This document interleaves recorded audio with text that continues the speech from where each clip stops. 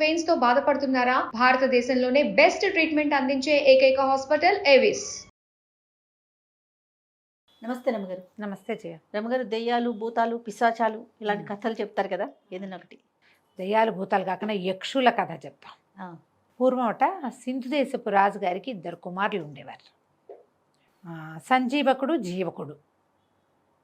చాలా బుద్ధిమంతులు. ఇద్దరు సమానమైన పరాక్రమాలు అవి కలిగిన వాళ్ళు. వాళ్ళిద్దరు ముందు నుంచి ఒకే వస్తువుకు పోటీ పడే గుణం కలిగి ఉన్నవాళ్ళు. రాజుగారికి పెద్ద కొడుకైన సంజీవకుడు అంటే ఇష్టం. అతను బాగా యుద్ధ విద్యలు నేర్చినవాడు, సమర్థుడు, తెలివైనవాడు. జీవకుడు కూడా మంచివాడే. ఇతనికి యుద్ధ విద్యలు అవి వచ్చు. కానీ సంజీవకుడు అంత బ్రైట్ కాదు బహుశా. కానీ జీవకుడు చాలా సమయస్ఫూర్తి అవి కలిగినవాడు, తెలివిగా ఉండేవాడు. పెద్ద అబ్బాయి కంటే చిన్న అబ్బాయి తెలివైనవాడు, పెద్ద అబ్బాయి బలశాలి. అయితే వీళ్ళిద్దరిలో రాజుగారికి పెద్ద అబ్బాయి అంటే ఇష్టం. తన తర్వాత రాజ్యానికి వస్తాడని, బాగా యుద్ధ విద్యలు అవి తొందరగా నేర్చుకున్నాడని, అలా కొంచెం ఒక పెద్ద పిల్లల మీద ప్రీతులు కనపడుతూ ఉంటాయి. అవునండి. వీళ్ళకు ప్రధానమంత్రి గారు ఒక ఆయన ఉన్నాడు. ప్రధానమంత్రి గారికి వాసంతిక అని ఒక కూతురు ఉంది. ఈ అబ్బాయిలు ఇద్దరు వెంటనే 1 సంవత్సరం గ్యాప్తో పుట్టిన వాళ్ళు. వాసంతిక వీళ్ళకంటే కొద్దిగానే చిన్నది, కానీ చిన్నప్పటి నుంచి కలిసి ఉన్నారు. ఈ 2 అబ్బాయిలకి వాసంతికని పెళ్లి చేసుకోవాలని ఉంది. రాజుగారు తేల్చుకోలేకపోయారు, మంత్రి గారు తేల్చుకోలేకపోయారు. ఏమన్నారు, మీలో ఎవరో ఒకళ్ళు ఊరుకుంటే రెండో వాళ్ళకి అమ్మాయినిచ్చి పెళ్లి చేస్తానన్నాడు. వాళ్ళిద్దరూ తగ్గేదేలే అన్నారు. తగ్గల. అయితే ఏమైంది, సరే పట్టాభిషేకం చేసే సమయం దగ్గరకు వస్తుంది, వివాహం కావాలి. వివాహానికి ఒక పోటీ పెడదాం అనుకున్నారు. ఏం పెడదాం పోటీ? సరే ఏమన్నారు, కోట గోడెక్కి రాజకుమారులు ఇద్దరు చెరుకో బాణము వేయాలి. ఎవరి బాణం ఎక్కువ దూరం పోయిందో వాళ్ళకి వాసంతికనిచ్చి వివాహం చేస్తారు, పట్టాభిషేకం చేసేస్తారు. సరే అబ్బాయిలు ఇద్దరు బాణం వేశారు. కోట గోడ దాటి రాజవీధులు దాటి పడింది సంజీవకుడి బాణం. యువరాజు బాణం దొరికింది, ఇక్కడ దొరికింది అన్నారు. దూరంగా కనపడింది. జీవకుడు వేసిన బాణం అసలు కనపడలా. అది ఎక్కడికి వెళ్ళిపోయిందో. మరి వెళ్ళిపోయింది కాబట్టి అది దూరం వెళ్ళింది అనుకోవడానికి వీల్లేదు. అది ఎక్కడో పడిపోయింది, కనపడలా. కాబట్టి పోటీ విరమించేసినట్టు, సంజీవకుడే గెలిచినట్టు ప్రకటించేశారు. వాసంతికనిచ్చి వివాహం, పట్టాభిషేకం. ఈ పెళ్ళి పట్టాభిషేకం సందట్లో జీవకుడిని ఎవ్వరూ పట్టించుకోవాలి. ఈ జీవకుడికి ఆశ్చర్యం వేసింది.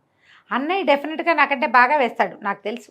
కానీ నాది కూడా ముందో వెనకో ఎక్కడో పడి ఉండాలిగా బాణం, ఎందుకు కనపడలేదు అది అని చెప్పి వీళ్ళంతా పట్టాభిషేకం హడావిళ్లలో ఉంటే అతను తను బాణం వేసిన దిక్కుగా నడిచి వెళ్ళాడు. ఎంతో దూరం వెళ్ళిపోయాడు. కనీసం ఒక 70 ఆమడలు నడిచాక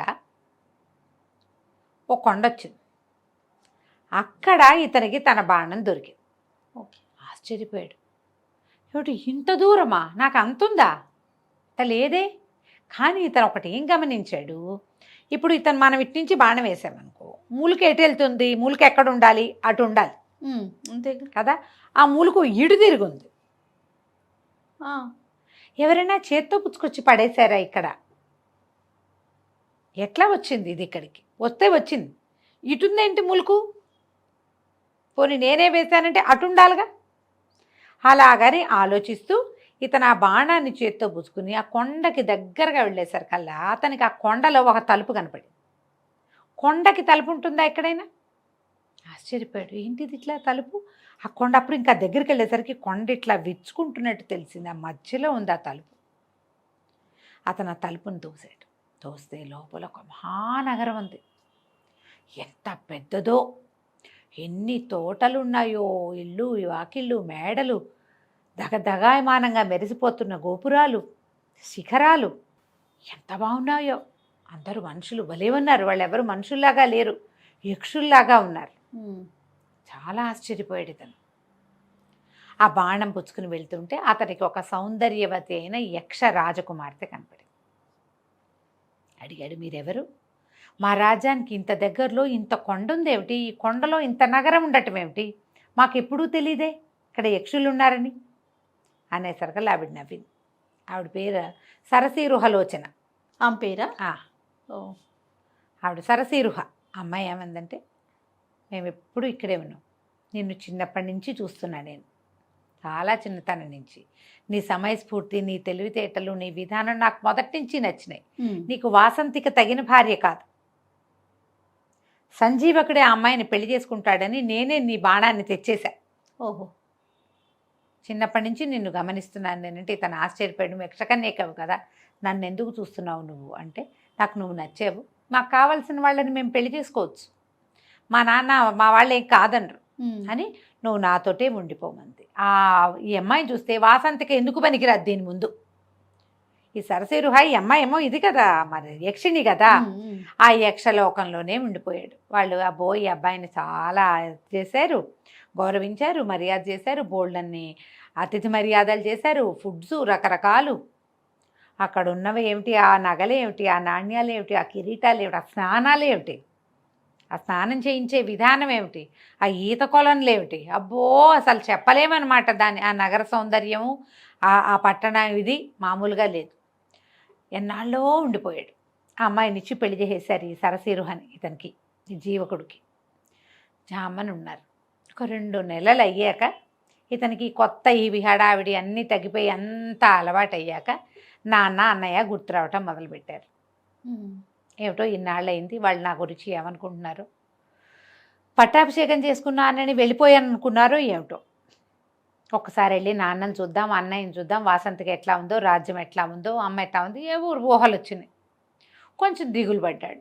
ఈ సరసిరుహ అడిగింది, ఎందుకు ఇట్లా ఉన్నావు ఏమిటి అంటే, మా నాన్నని చూద్దామని ఉంది, ఒక మాట వెళ్ళి రానా అంటే, సరే ఆవిడ ఏం చేస్తుంది, అట్లాగే వెళ్దుగాని అని చక్కటి ఉత్తమాశ్వాలు పూంచిన ఒక రథం, బోళ్ళంతమంది దేవతాశ్వాలు కట్టిన రథము, కొంతమంది సైనికుల్ని ఇచ్చి, కొన్ని బహుమతులు ఇచ్చి, ఒకే ఒక్కటి జ్ఞప్తికి పెట్టుకో, నువ్వు విన్నాళ్ళు ఎక్కడున్నావో ఎవ్వరికీ చెప్పద్దు, నాతో నీ వివాహం ఇతరులకి చెప్పకూడదు, రహస్యం ఇది, నువ్వు వెళ్ళిరా, ఎన్నాళ్ళు కావాలంటే అన్నాళ్ళు ఉండిరా, మనం ఇక్కడే హాయిగా ఉందాం అంతే. అలాగే అన్నాడు. ఇతను ఈయన లోపల ఉన్న రాజ్యానికి రాజు. మరి యువరాణిని పెళ్లి చేసుకున్నాడు కదా, ఆ అమ్మాయి, ఆ రాజ్యం అమ్మాయిది. సరే వెళ్ళాడు. ఈ రాజు మంత్రులు అందరూ ఆశ్చర్యపోయారు. సడన్గా ఎక్కడి నుంచో వచ్చి ఊడిపడ్డట్టు, ఆకాశం నుంచి ఊడిపడ్డట్టుగా వచ్చిన జీవకుడిని చూసేసరికల్లా భయపడి చచ్చారు. వీడేదో గొడవ చేయడానికి వచ్చాడు అనుకున్నారు. నువ్వు ఎక్కడున్నావు అని అడగల. ఇతను వాసంతికని ప్రేమించాడు. రాజ్యము అన్నయ్యకే ఇచ్చాం, వాసంతికని అన్నయ్యకే ఇచ్చాం. ఏదో దురుద్దేశం మధ్యలో మనసులో పెట్టుకుని వెళ్ళిపోయాడు. ఇప్పుడు దురుద్దేశంతో వచ్చి ఉంటాడు. అలాగని అనుమానపడ్డారు మంత్రులు, సామంతులు. రాజుగారికి చెప్పారు, జీవకుడు సజావైన ఉద్దేశంతో రాలేదు, ఆనుపాను చూసుకోవడానికి వచ్చాడు, ఏదో ఒకరోజు యుద్ధానికి వస్తాడు. రాజు అంత మనసిచ్చి ఉండల చిన్న కొడుకుతోటి. ఇతను అదేం పట్టించుకోలే, హాయిగా అందరితోటి గడిపాడు, విందులు వినోదాలకి తిరిగాడు, అటు ఇటు. కొన్నాళ్ళక వెళ్ళొస్తాను అని వెళ్ళిపోయాడు. అమ్మయ్య అనుకున్నారు. అమ్మయ్య వెళ్ళిపోయాడు, ఇప్పుడు ఏం ఇబ్బంది లేదు. ఒక 2-3 నెలలు పోయాక మళ్ళీ మా నాన్నని చూస్తా అన్నాడు. అనేసరికల్లా మళ్ళీ సరసిరుహ ఈసారి ఇంకా పెద్ద రథం, ఇంకో 50 మంది సైనికులు, ఇంకో 25 మంది బానిసలు, అదే ఆ స్త్రీలు వెనకాల పనిచేసేవాళ్ళు అందరిని ఇచ్చి పంపించింది. బోల్డని గిఫ్ట్లు ఇచ్చింది. నాన్నకో వస్తువు, అమ్మకో వస్తువు, అట్లా రకరకాల మణులు మాణిక్యాలతోటి వస్తువులు. మళ్ళీ ఉన్నట్టుండి ఊడిపడ్డట్టుగా వచ్చినటువంటి జీవకుడిని చూసి హడిలు తెచ్చారు వీళ్ళంతా. అయ్య బాబోయ్, లాస్ట్ టైం 50 మందితో వచ్చాడు, ఇప్పుడు 150 మందితో వచ్చాడు, ఈసారి ఇంకా పెద్ద రథం, ఇంకా బోల్డ్ సామాన్లు తెచ్చాడు, వీడు ఏ ఉద్దేశంతో వచ్చాడు, ఏదో చేయబోతాడు. రాజుగారు అట్లాగే మొహం మార్చుకుని ఉన్నాడు. కొద్ది రోజులు ఉన్నాడు ఇక్కడే జీవకుడు. అందరూ అనుమానంగానే సంచరించేవాళ్ళు. అతను ఏం మాట్లాడితే ఏం అర్థం తీయచ్చా అనే చూశారు. అతను ఏ వేళాకోళానికి నవ్వుతూ ఏదన్నా దురర్థాలే తీసుకున్నారు. మనకు అనుమానం ఉంటే అంతే అన్నా తప్పుగానే ఉంటుంది, మన మనసులో ఉంటుంది కదా అది. వాళ్ళు మొహం తిప్పితే మూతి తిప్పుకున్నారనిపిస్తుంది, మూతే తిప్పితే మెటికలు విరిచారనిపిస్తుంది. అలాగే మనం ఇలాగే చేస్తాం కదా. అవును. సరే, ఒక 10 రోజులు 20 రోజులు ఉండి జీవకుడు మళ్ళీ బయలుదేరి వెళ్ళిపోయాడు. వీళ్ళు ఊపిరి పీల్చుకున్నారు. రాజ్యంలో వాళ్ళంతా మంత్రులు, మా సైన్యాధిపతి, రాజుగారు అందరూ ఊపిరి పీల్చుకున్నారు. సరిగ్గా 6 నెలలకి మళ్ళీ వచ్చాడు. ఈసారి పెద్ద సైన్యాన్ని ఇచ్చింది భార్య. మరి ఇప్పుడు ఇక్కడ బలపడుతున్నాం, ఇక్కడ బాగున్నాం, మనం మంది చూపించాలి కదా. పంపించేసరికి అలా పెద్ద అంత వచ్చిన సైన్యాన్ని చూసి హడిలు చచ్చారు వీళ్ళు. కొండ దగ్గర నుంచి వాళ్ళు నడిచొస్తుంటే ఆ రేగిన దుమ్ముకి ఎవరో యుద్ధానికి వస్తున్నారని భయపడ్డారు. తీరా చూస్తే జీవకుడే మామూలుగా వచ్చాడు. సరే, అప్పుడు వీళ్ళు ఏమనుకున్నారు, వీడికి ఏదో సహాయం లభిస్తోంది, ప్రతిసారి సైన్యం పెరుగుతోంది, వీళ్ళందరూ మామూలు మనుషుల్లాగా లేరు, వీడికి ఏదైనా దైవికమైనది లభించిందా, గంధర్వులో, యక్షులో, కిన్నర్లో, కింపురుషులో, రాక్షసులో, ఏమైనా పిశాచగణాలో ఏవో హెల్ప్ చేస్తున్నాయి. అందుకని ఎక్కడా లేని విడ్డూరమైన ఒక గిఫ్ట్ అడగండి జీవకుడిని, ఈసారి వచ్చినప్పుడు తెమ్మని. తెచ్చాడా, యక్షులతో ఎవరిదో సహాయం లభించినట్టే వీడికి అనేసరికల్లా సరే ఏం చేశాడు తండ్రి, బాగా ఆలోచించి మంత్రిని అడిగాడు సలహా. ఏం అడగమంటావంటే, ఎక్కడికైనా వెళ్ళినప్పుడు, వేటకి వెళ్ళినప్పుడు సైన్యం అంతా తలదాచుకునేందుకు ఒక డేరా, ఒక గొడుగు కావాలి. ఆ గొడుగు అరిచేతిలోనే పట్టాలి. అలాంటి గిఫ్ట్ ఏదైనా పట్టుకురమ్మని. జీవకుడికి అర్థం కాదు. తండ్రి అడిగాడు కదా, తీసుకుపోయి భార్యకి చెప్పాడు. మా నాన్న ఆయనకి పెద్ద డేరా లాగా ఉండే గొడుగు కావాలట, అది అరిచేతిలోనే పట్టాలట, విప్పితే పెద్దది కావాలట, వేటకి వెళ్ళినప్పుడు, యుద్ధానికి వెళ్ళినప్పుడు, గట్టు మీద నుంచినప్పుడు ఇట్లా గొడుగులాగా ఉండాలి, కానీ అది మళ్ళీ పెద్దదిగా ఉండకూడదంటే అలాగే ఎంతలోకి అలాగే ఇద్దాం ఈసారి అంది. మళ్ళీ 3 నెలలకు వెళ్ళాడు. ఈసారి అరిచేతిలో పట్టే ఓ గొడుగు తెచ్చిచ్చాడు నాన్నకి. ఆ గొడుగు విప్పితే విప్పితే విప్పితే విప్పితే ఒక క్రోసెడ్ మేర అయింది అది. మళ్ళీ అదంతా మడిస్తే అరిచేతిలోకి వచ్చేసింది. ఓహో, కాంతపోయారు జనం. అయ్యో బాబోయ్, ఇంకేమైనా ఉందా, వీడికి యక్షులదే సహాయం లభించింది, ఏదడితే అది చేసేస్తున్నాడు, వీడు అడిగితే చేసేస్తున్నాడు, రేపొద్దున ఉట్టుడియంగా వచ్చి పడిపోతాడు, రాజ్యం లాగేసుకుంటాడు. వాళ్ళు ఎందుకు ఊరుకుంటారు యక్షులు? వీడి తండ్రి అడిగింది అడిగినట్టు తెచ్చిచ్చేసాడు. అప్పుడు ఏమన్నారు, ఒక బలశాలైన వాడొకడు పక్కన రక్షణగా ఉండటానికి, యుద్ధంలో సహాయం చేయటానికి, ఎంతమందినైనా ఎడం చేత్తో కూల్చేయగలిగిన ఒక బలశాలని తీసుకురమ్మని అడగమన్నారు. అడగమనేసరికల్లా జీవకుడు సరేనన్నాడు. ఏముంది, 6 నెలలకి 3 నెలలకి నాన్నని చూడ్డానికి వస్తున్నా, ఆయన ఏదైనా అడిగితే యక్షిని మన భార్య ఇస్తుంది అనుకున్నాడు. వెళ్ళి అడిగాడు.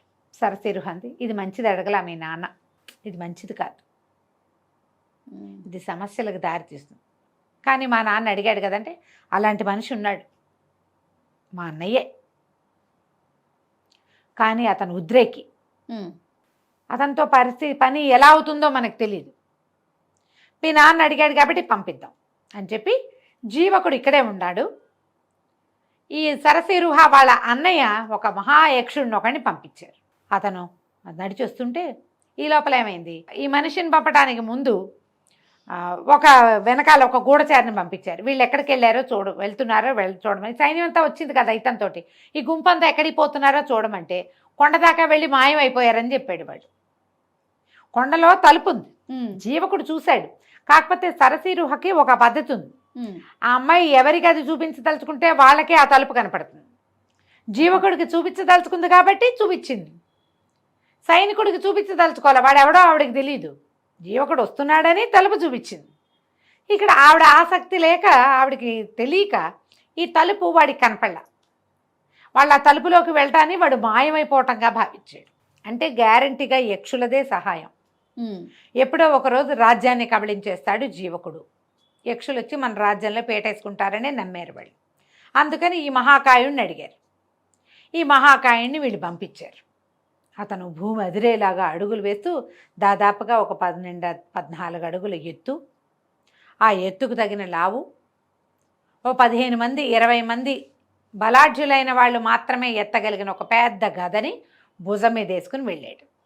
భూమి ఎదిరిపోయేలాగా అడుగులు వేసుకుంటూ రాజుగారు ఎదురుకుండా నుంచినసరికి ఈ వెళ్తూ ఉంటేనే జనాలు హడిలిపోయి, కొంతమంది కళ్ళు తిరిగి పడిపోయి, కొంతమంది వాంతులు చేసేసుకుని గందరగోళ పడిపోతున్నారు రాజ్యంలో అంతా.